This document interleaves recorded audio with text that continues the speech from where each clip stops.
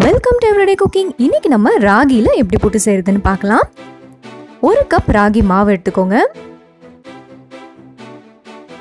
இதுல ஒரு 1/4 டீஸ்பூன் அளவுக்கு மட்டும் கொஞ்சமா உப்பு சேருங்க. அப்புறம் சுடுதண்ணி ஊற்றி இதை பெசர ஆரம்பிங்க.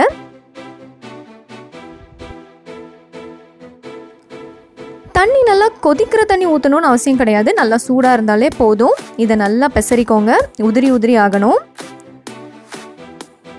கை பொறுக்கிற அளவுக்கு சூடு வந்ததும் நீங்கள் கையிலே இதை பெசர ஆரம்பிக்கலாம்.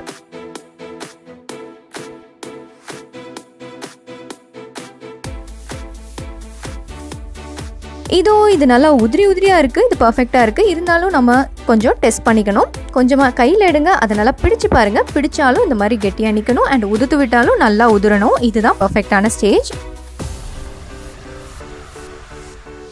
இந்த புட்டு நாங்கள் புட்டு குடத்தில் வைக்க போகிறோம். அண்ட் புட்டு குடம் இல்லாமல் ஷேப்பாக செய்கிறதுக்கு எங்களோட ரைஸ் புட்டு வீடியோவை ரெஃபர் பண்ணுங்கள். புட்டு மாவு ரெடி ஆயிடுச்சு. இப்போ புட்டு குடத்தை ரெடி பண்ணிக்கலாம். ஃபர்ஸ்ட் எப்பயுமே 2-3 டேபிள் ஸ்பூன் தேங்காய் துருவல் போடணும். இப்போ நீங்கள் ரெடி பண்ணி வச்சிருக்கிற ராகி மாவை ஆட் பண்ண ஆரம்பிக்கலாம்.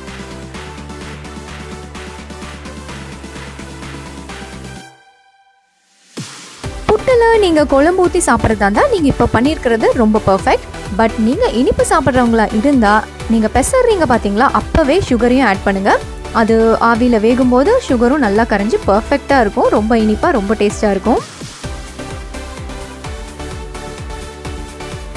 ராகி ஃபில் பண்ணியாச்சு. பட் எப்பயுமே தேங்காய் துருவலோட ஃபினிஷ் பண்ணுங்கள். தேங்காய் எவ்வளோ சேர்க்குறீங்களோ அவ்வளோ தூரம் புட்டு ரொம்பவே டேஸ்ட்டாக இருக்கும். 10-15 நிமிஷம் இது ஸ்டீம் பண்ணி எடுத்தா நம்ம புட்டு ரெடி.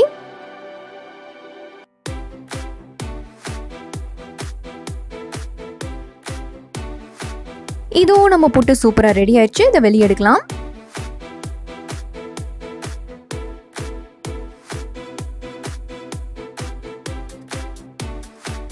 ரெகுலரா செய்யற ரைஸ் புட்டை விடவே ராகி புட்டு ரொம்பவே டேஸ்டா இருக்கும். ஸோ ட்ரை பண்ணி பாருங்க. கண்டிப்பா உங்களுக்கும் பிடிக்கும்னு நினைக்கிறேன். இப்போ இதில் ஆட் பண்ணுங்க எக்ஸ்ட்ரா கோகனட், கொஞ்சமா சீனி, ஒரே ஒரு வாழைப்பழம். உங்களுக்கு கிடைக்கும் ஹெல்தியான பிரேக்ஃபாஸ்ட்.